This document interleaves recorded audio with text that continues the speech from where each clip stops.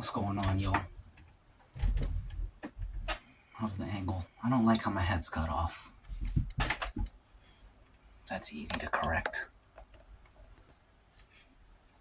And we're good. Welcome to June 25th, 2026. Welcome to 757 History. Right here, I got 2 beef ramens, 2 fried eggs, and 2 chickens. You see everything? And cayenne peppers. I also got this bagel here, half of a bagel. It's, I forget what this is, what type of bagel it is. It's a sweet one. It's got like cinnamon and sugar on it. I'm gonna just call it a cinnamon sugar bagel. But it's got cream cheese in there. Looks great. I got a mug of coffee here. Looks great. And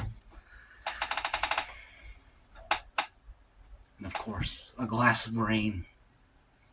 Good old rain. Cheers.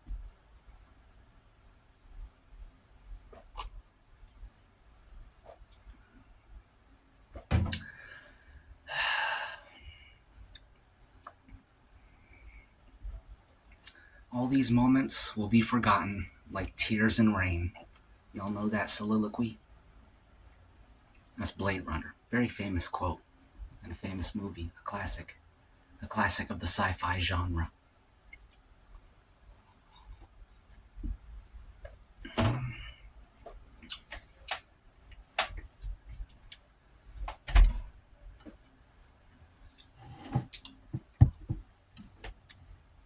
Can't wait. I already looked up the headlines. Nothing good, as usual. But I did see one thing about Roundup, the weed killer chemical that people use on their lawns and stuff. I've been hearing about Roundup since like 2014, 2015. Apparently, Supreme Court just ruled in favor of Roundup, which is owned by Monsanto. So they ruled in favor of Monsanto. Monsanto is another big name I've been hearing since like 2015 or so, 2014.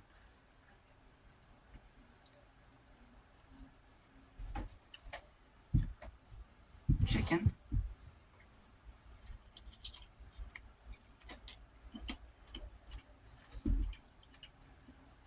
Oh, good.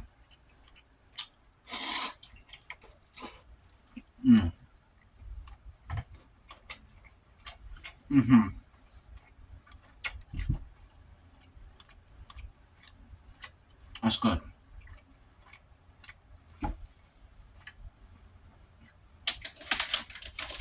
I'm tempted. Again, it goes so well with everything. At least it goes well with noodles and meats. And I guess rice and eggs. But maybe we'll hold off. I feel it slows down the mukbang because then I gotta sit here,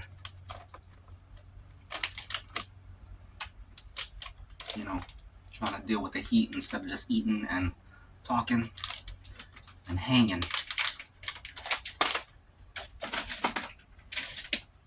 So maybe we won't eat these right now. We'll see. We'll see how I feel.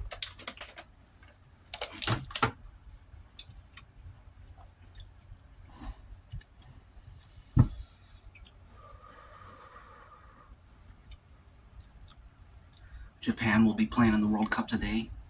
That's at 7 p.m. And I got breakdancing at 6:30 p.m. So that means I'm going to have to miss it, sadly. But that's okay. I'll just look up the score later. And I'll be able to watch the later games. What are the later games? So at 10 p.m., we got Paraguay versus Australia. And we got Turkey versus USA. I'm definitely watching Turkey versus USA. USA! USA! USA! Yeah, Japan is versing Sweden. That'll be at 7 p.m. They also got Tunisia versus Netherlands at 7 p.m. Paraguay and Australia. Paraguay versus Australia and Turkey versus USA. Those are both at 10 p.m. And then at 4 p.m., we got Curacao versus Ivory Coast. And we got Ecuador versus Germany.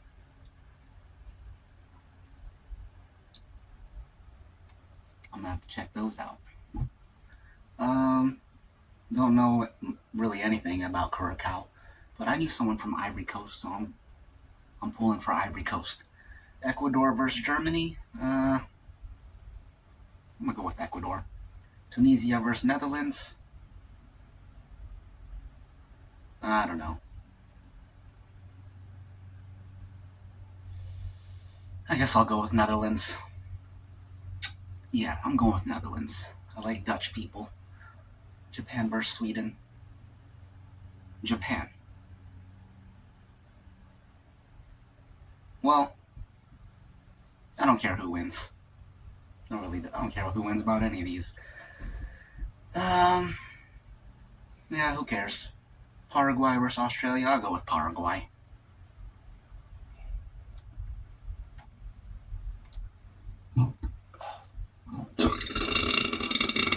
Excuse me.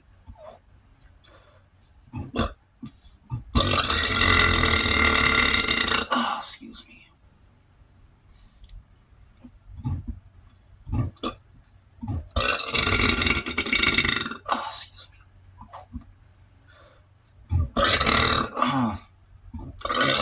Excuse me. Excuse me.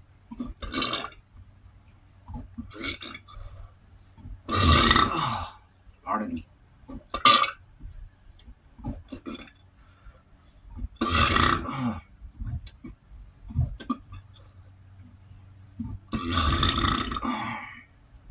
Okay. Sorry about that.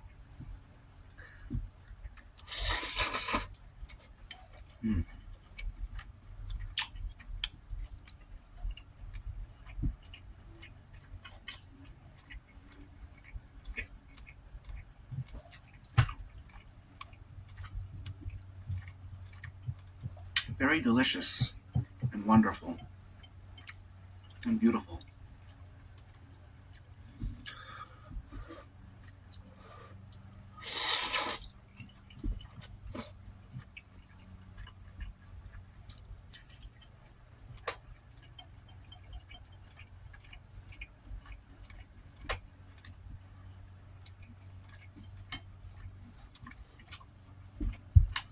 Do y'all like deviled eggs?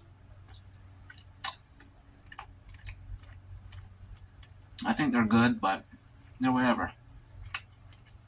People talk about them like they're like super special.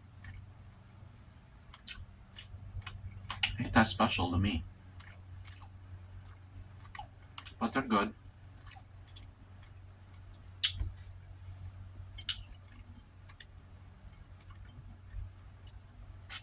I didn't know they were like very American. I thought they were just a thing, but there's a lot of videos on YouTube of non-Americans trying deviled eggs for the first time and having it presented to them like they're like some uniquely American food. I never thought of deviled eggs like that, but I guess that's what they are.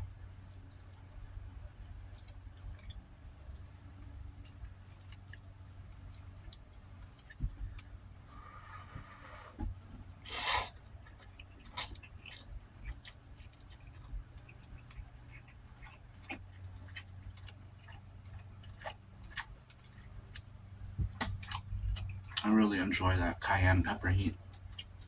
I think that's what's really making me want to dig into these. Because I get a little bit of heat there. My mind is like, dang, we need more heat. Let's eat some of those.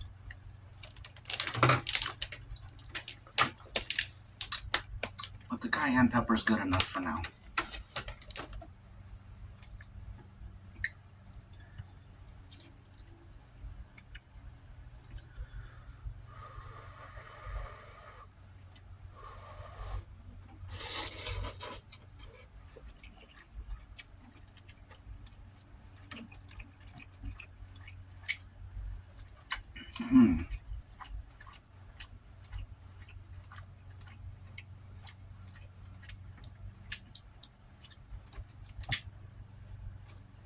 check out some of this roundup story.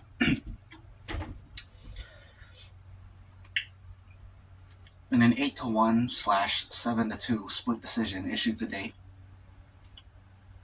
the U.S. Supreme Court ruled in favor of Monsanto, owned by Bayer, the drug company, overturning a $1.25 million lower court jury award and effectively blocking tens of thousands of pending cancer lawsuits across the country.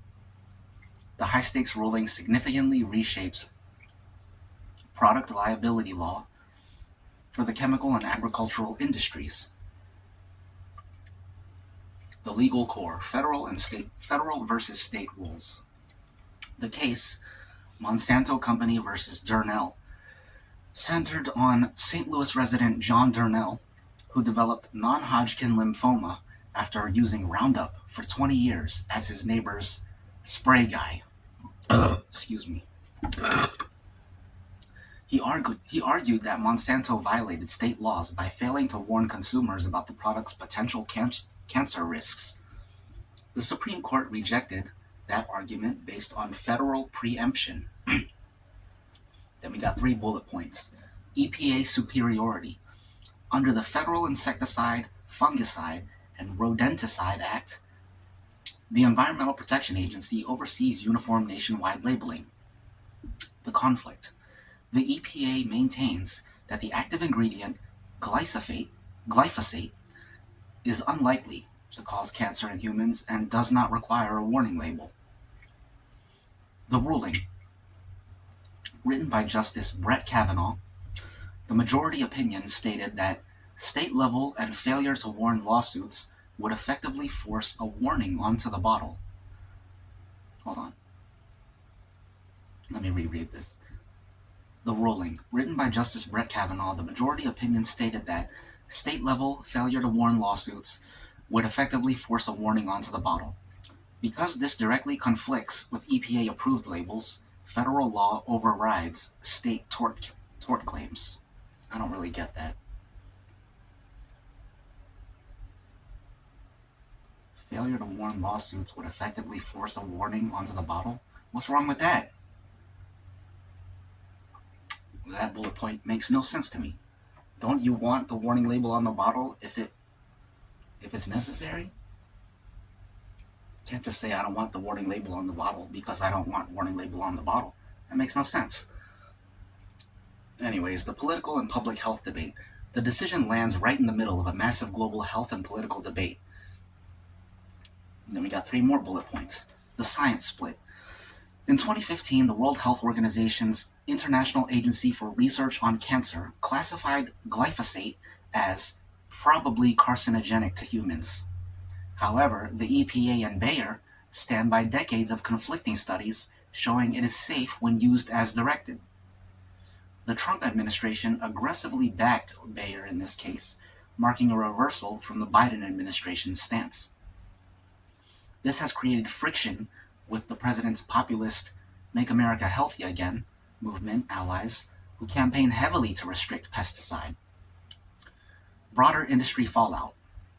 Consumer advocacy groups like Earth Justice warn that shielding corporations behind regulatory approvals strips regular citizens of their day in court.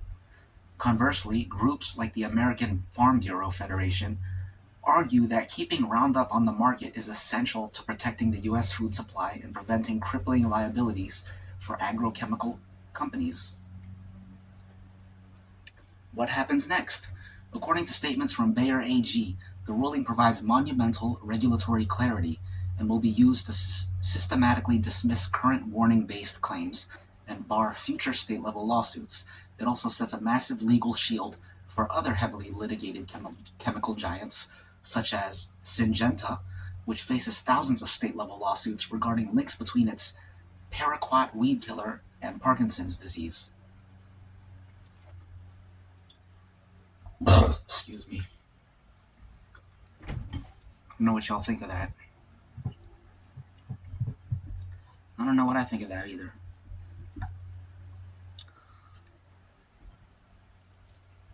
I think it's all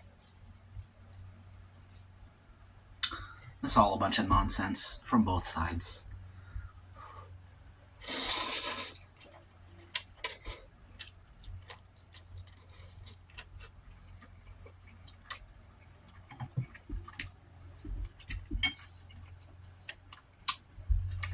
I use Roundup.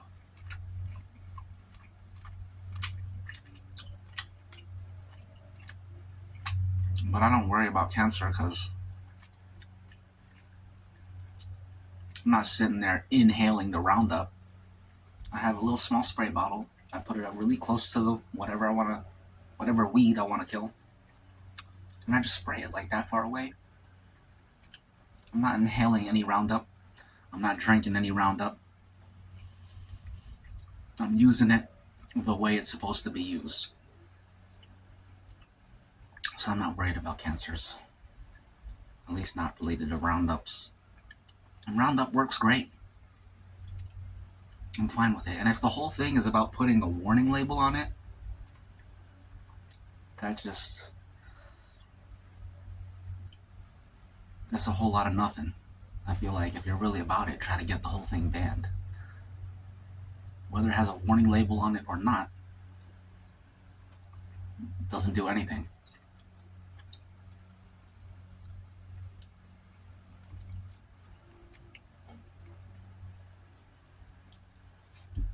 If it's cancerous, then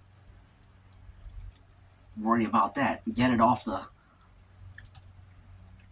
of the market, you know?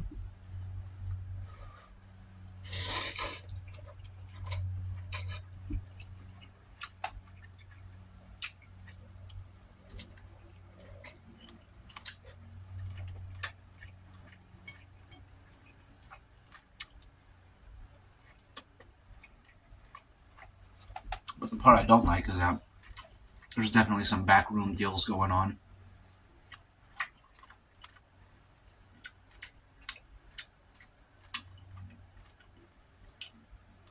Yeah, for sure.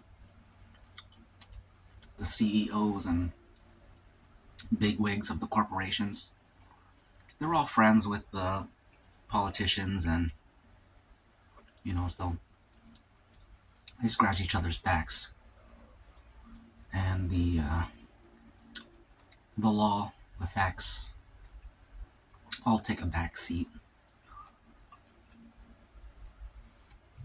So yeah, that is the part that is mildly concerning. And I say mildly because there's nothing any of us can do about it. That's the situation we're in about everything when it comes to politics.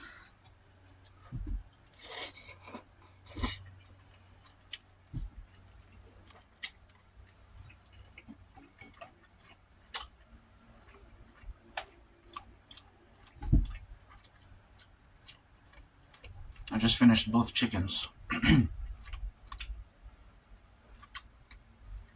Now we got eggs left.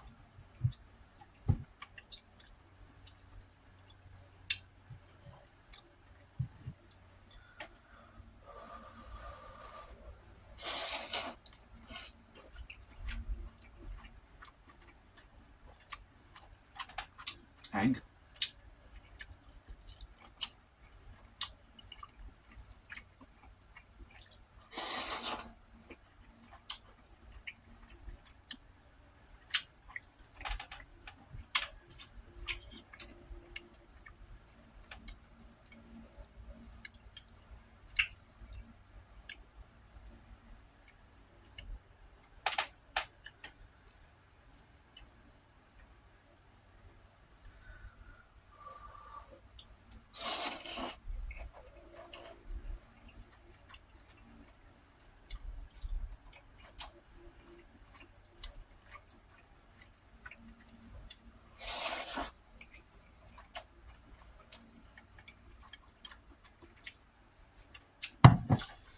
Korea got wrecked by South Africa last night.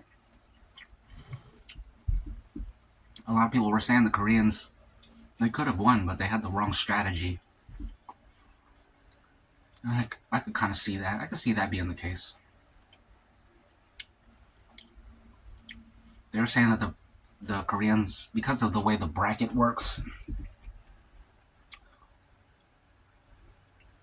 something about them playing very passively, just trying to play to ensure that they advance to the next round, as opposed to playing to win. So they played conservatively. And I saw that with my own eyes before I even read any analysis of the game. Excuse me.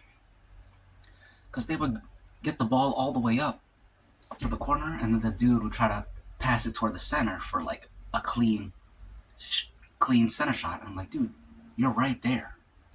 You should shoot the ball. Stop passing it to this guy. You're literally right there. The goal is right there. Just kick it in.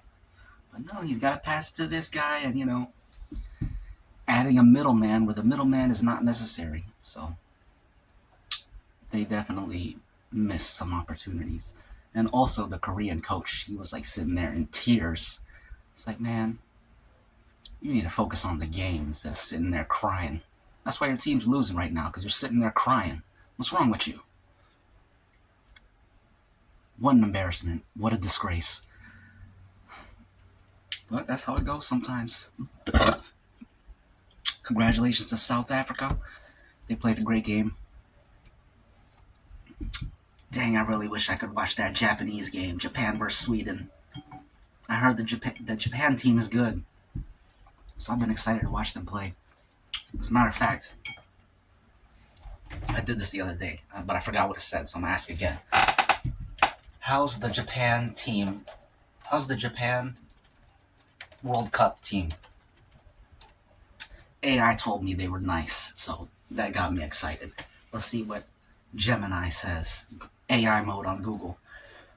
The Japan men's national soccer team is playing exceptionally well and is on the verge of advancing to the World Cup knockout stage. Don't know what that means, but it sounds good. They take on Sweden tonight, June 25th, 2026, 7 p.m. Eastern Time. What time zone do y'all live in? They'll be playing at Dallas Stadium in the final Group F match. Japan needs only a win or a draw to guarantee their spot in the round of 32.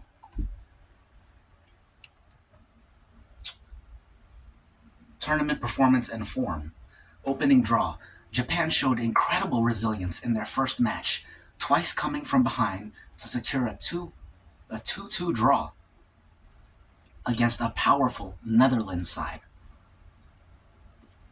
Historic blowout. They followed it up with a dominant 4-0 thrashing of Tunisia. Tunisia must suck, then. I'm definitely...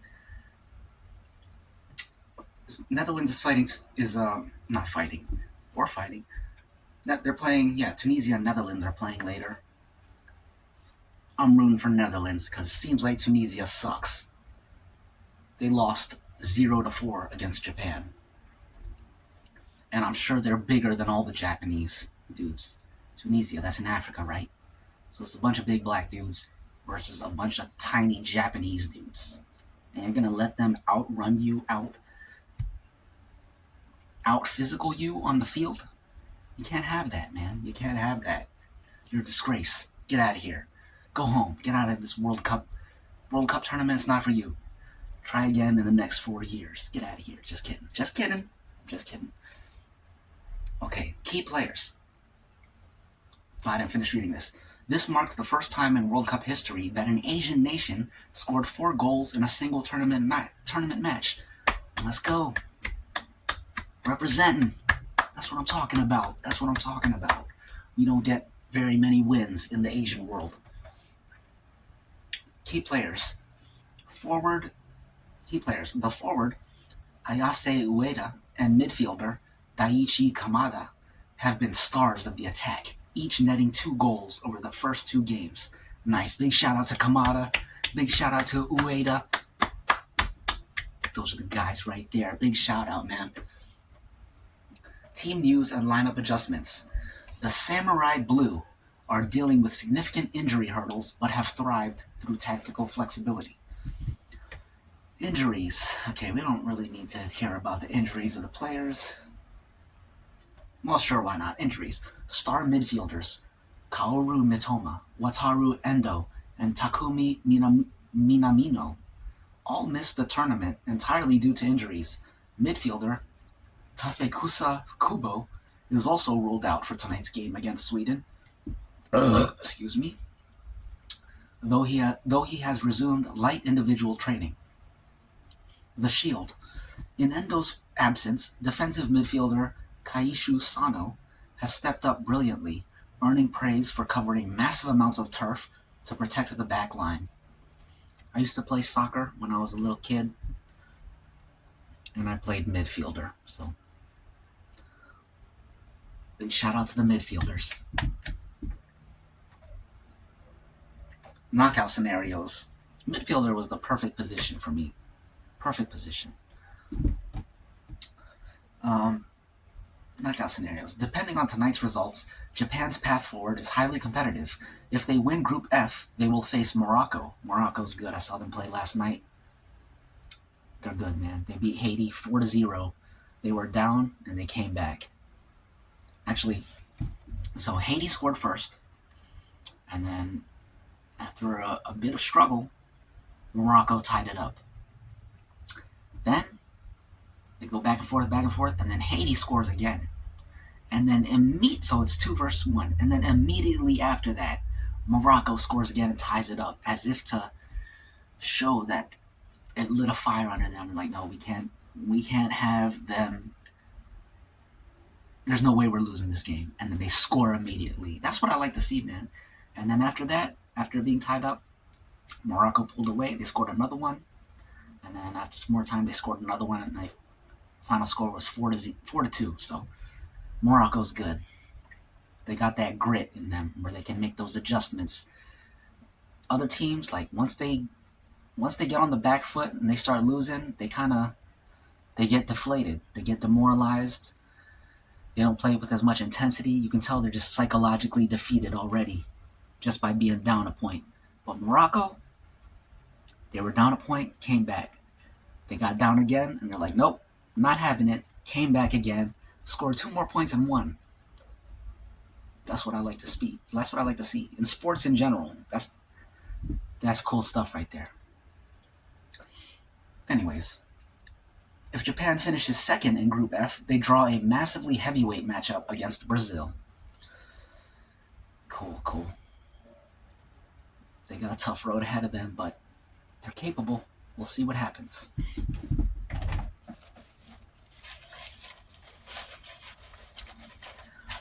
Soccer was fun, man. I only played it when I was a kid.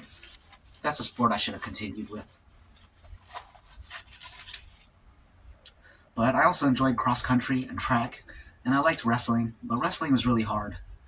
But I stopped wrestling like right when I started getting really good, so I missed out on that. If I had continued once I got really good, I could have. Well, I don't even want to talk about it. Who cares? Such a long time ago.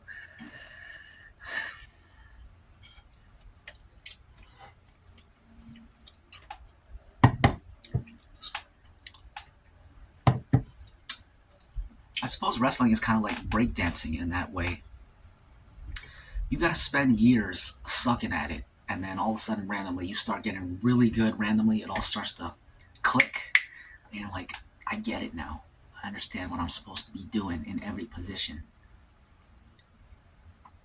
And the other guy doesn't know what he's supposed to be doing in every position, so I just win every time. But yeah. Now I'm mostly about breakdancing. That's the main thing right there. A beautiful art form. A beautiful discipline. A beautiful way of life and a way of seeing the world. Of seeing people. Of seeing creativity. A beautiful medium. A beautiful canvas. A beautiful brush. A beautiful expression. A beautiful display of artistry, your heart, your spirit, your brain, all that good stuff. Your physical prowess, proficiency, all those things.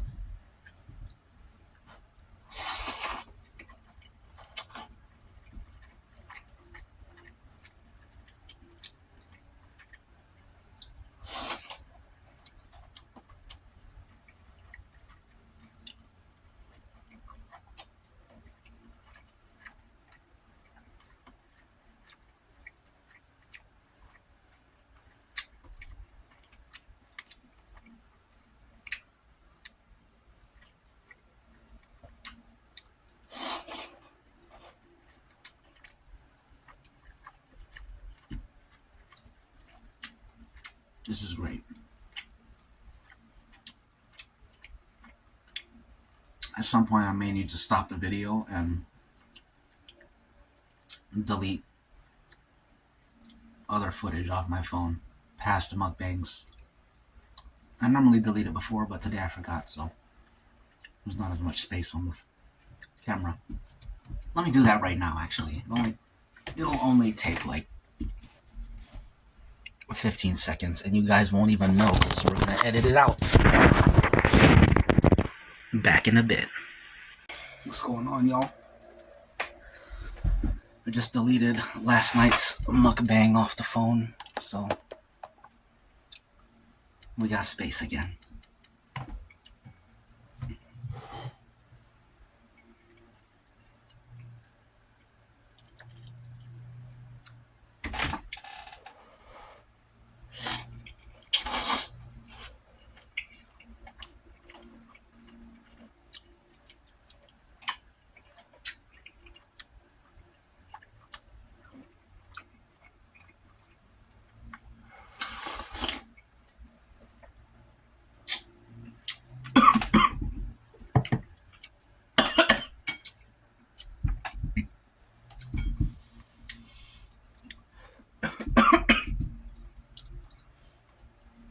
Only problem with slurping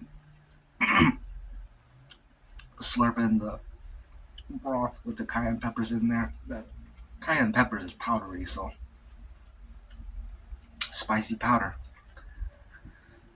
When you're slurping, you're essentially inhaling a spicy powder. There's a good chance it's gonna go up the wrong pipe or something.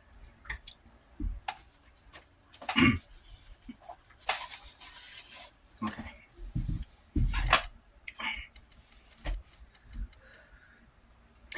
Cheers. May the best team win in World Cups.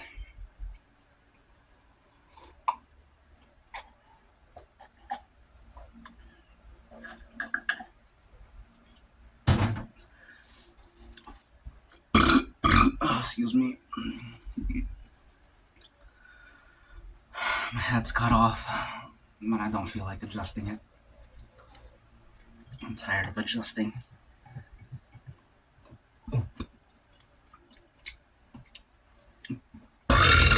Excuse me.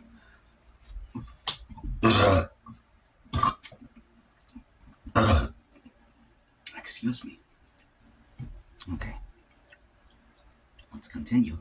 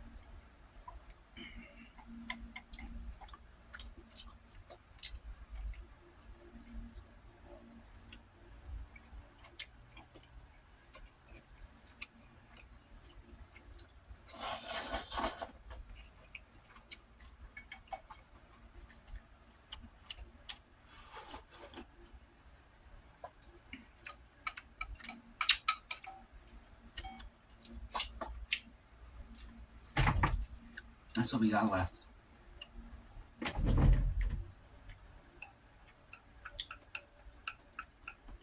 Let's finish it.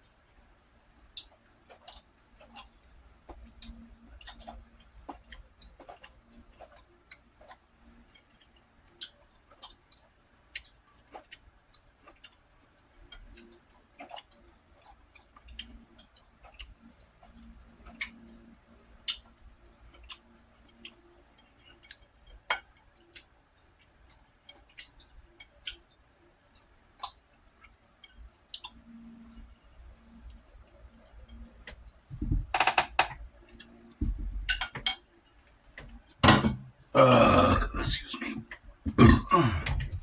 Excuse me. Now for this.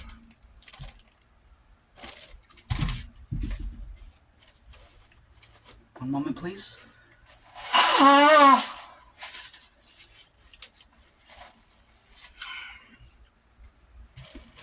And this coffee and bagel. For a lot of people, this is all they eat. Just a little piece of bread, like a cup of coffee. You see how much I eat? It's crazy.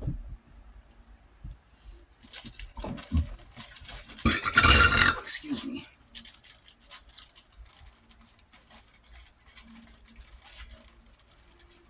The only thing about sugary stuff is that it's always sticky. I don't like this. I don't like getting my hands all sticky from foods.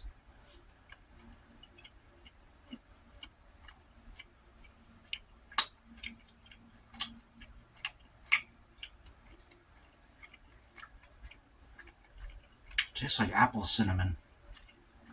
There might be bits of apple in there. Mmm.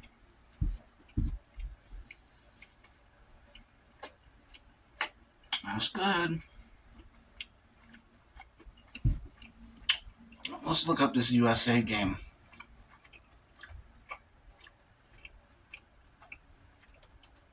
Tell me about the USA soccer game later.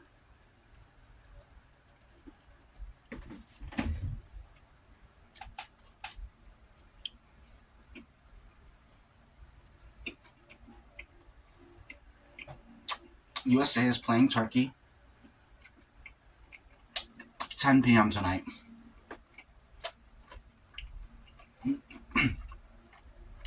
I'll read more in a sec. This is good.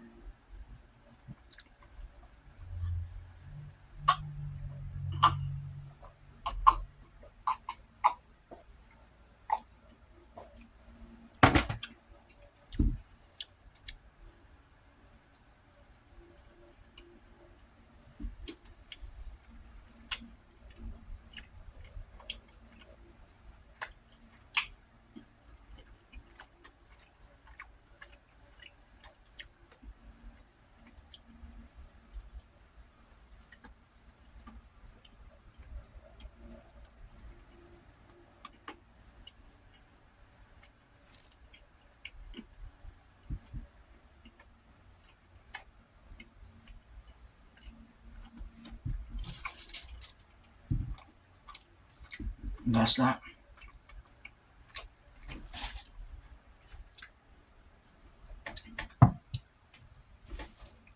Now that's what I call a meal.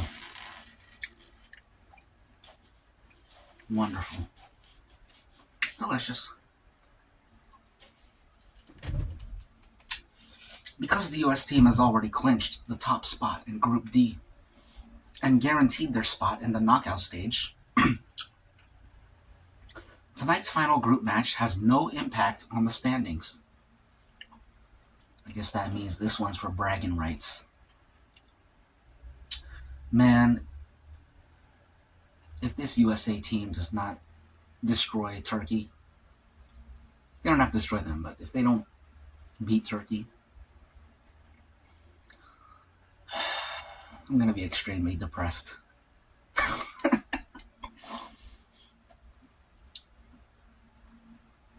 They better win. Okay, excuse me.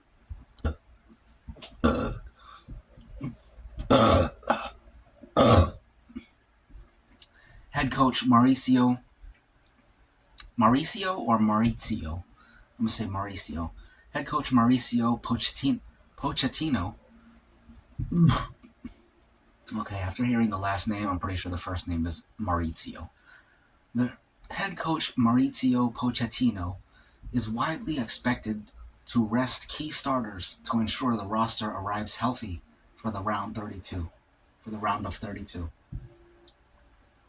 Okay, how the U.S. got here.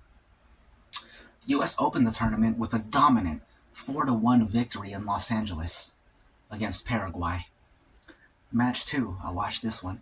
They followed up with a 2-0 shutout in Seattle, courtesy of a goal by Alex Freeman and an early Australian own goal. They scored on themselves. What a bunch of bums. Big shout out to Alex Freeman. That's what I'm talking about. That's what's up, Alex. Good job, Alex. Knockout round outlook. The tournament now transitions to a 48-team single elimination format. By winning Group D, the U.S. earns a matchup against one of the top third-place wildcard teams in the round of 32 on Wednesday, July 1st, in San Francisco. Following yesterday's final Group B matches, Bosnia and Herzegovina has emerged as the most likely opponent for the U.S. after they eliminated Qatar with a 3-1 win. I saw that game too. Although I wasn't focused on it because I forget what other game was going on at the time, but I was watching a different game. They play 2 games at once, so you gotta flip back and forth or pick one to watch. And I prioritized the other game, whatever it was. I want to know about our opponents this evening, Turkey. Is the Turkey team any good? Is the Turkey soccer team any good? And do they pose any challenge for the U.S. team? Actually, I don't want to say challenge. I want to say, do they pose any threat? That captures my captures more accurately how I'm thinking. You know what I'm saying? Excuse me. On paper, Turkey is a highly talented, dangerous soccer team, but they pose zero mathematical threat to the U.S. team in tonight's game. They're losing. They're going down. We're going to smoke them. We're going to destroy them. They are not going to score a single goal, and we're going to score like at least 2, probably 3 goals. It's going to be 3-0. Because the U.S. has already clinched the first place in Group D, and Turkey is already mathematically eliminated, tonight's match is a low-stakes, dead rubber with zero impact on the tournament standings.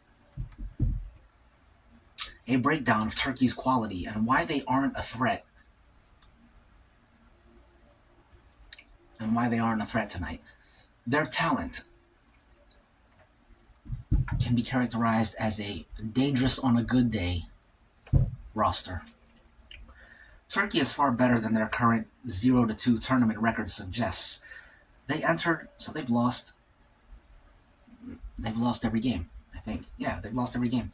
They enter the 2026 World Cup as a trendy dark horse pick for a deep knockout run due to a roster loaded with high-end European talent. The star power. They feature elite world-class young creators like 21-year-old Arda Güler from Real Madrid and Kenan Yildiz from Juventus, alongside veteran midfield maestro Hakan Çalhanoğlu from Inter Milan.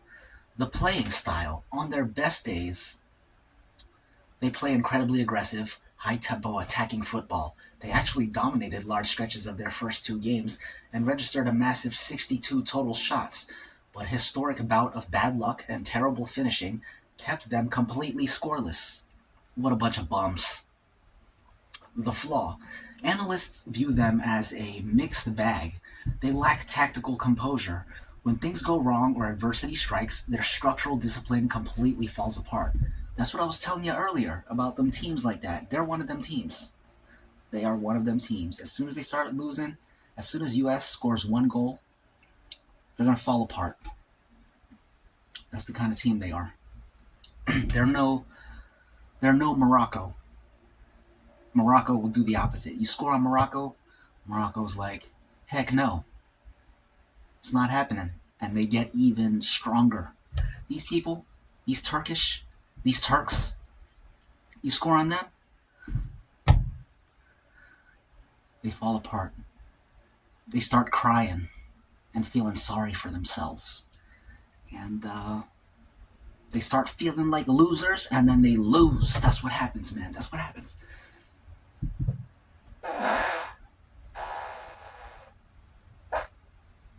Excuse me. Okay, what else? Why they pose no threat to the USA tonight. They're fully capable of winning tonight's game out of sheer pride, but they cannot damage the US team's World Cup positioning. The standings are locked. USA leads Group D with 6 points, while Turkey sits at the bottom with 0 points. Even if Turkey beats the US by multiple goals, the US will still win Group D and advance as the top seed. Pochettino will bench the stars. Okay, so that makes sense now. At first I was like, man, is it a smart idea to be benching the good players? But if this game really doesn't matter, you might as well let them dudes rest so they can be fresh for the games that do matter. And let the other guys who don't normally start, let them get some experience, you know what I'm saying? Pochettino will bench the U.S. stars. U.S. head coach Mauricio is treating this game like an exhibition, as he should. He is expected to rest key starters, including Tyler Adams, Anthony Robinson, Folarin Balogun, and Chris Richards, specifically to protect them from injuries or picking up a second yellow card, which would trigger a suspension for the crucial round of 32 match. Ugh. Excuse me. Turkey is playing only for pride, having failed to score a single goal in losses to Australia and Paraguay. Australia beat them by 2, Paraguay beat them by 1. Turkey's despondent players have publicly apologized to their country. Their only motivation tonight is to salvage some dignity and avoid going home completely empty-handed. Sorry to laugh, but that's kind of funny. I feel bad for them, but at the same time, I don't. I can't wait now. I'm excited to watch this game. It's at 10 p.m. It's at 10 p.m. 10 p.m., right? I should be back from breakdancing by then. I usually get back from breakdancing by 9 o'clock is the latest. Usually home before 9.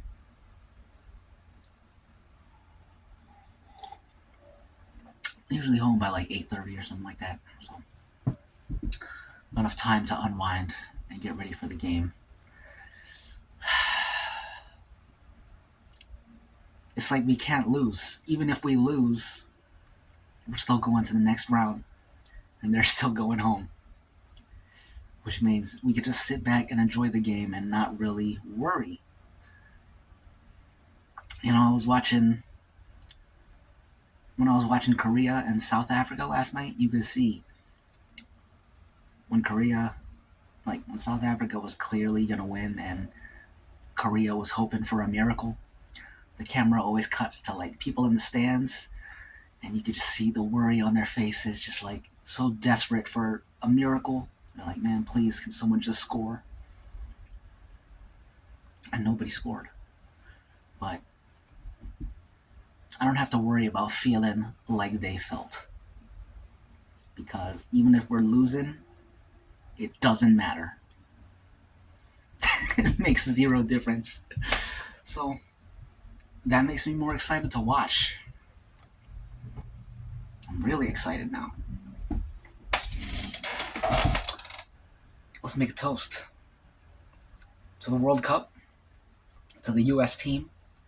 May they play their best. May they win. And let's also make a toast to the Turkish team. I've been speaking very badly about them in this video, but at the end of the day, it's just a game. It's just a sport. And the spirit of the World Cup is about people coming together. So, I hope they do score. I don't want them to go home empty-handed. Coming out to the World Cup, losing all 3 games without scoring a single point.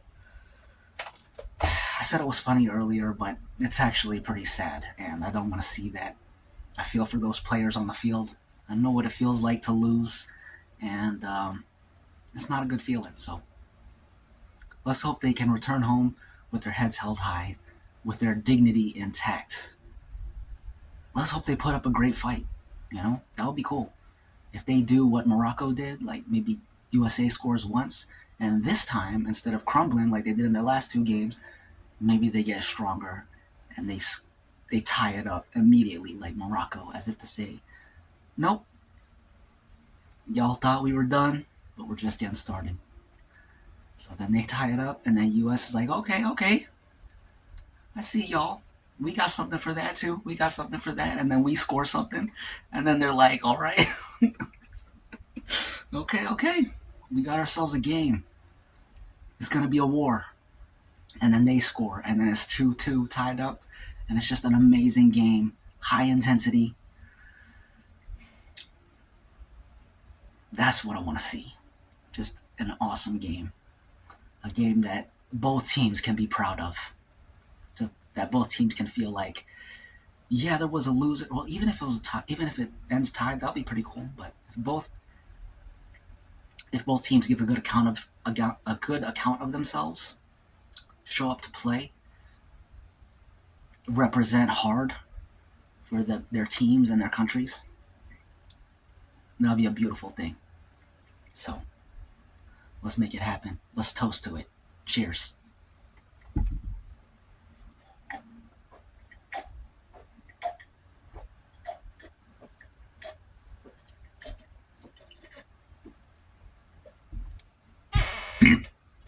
Excuse me. And I think that's a great note to end on.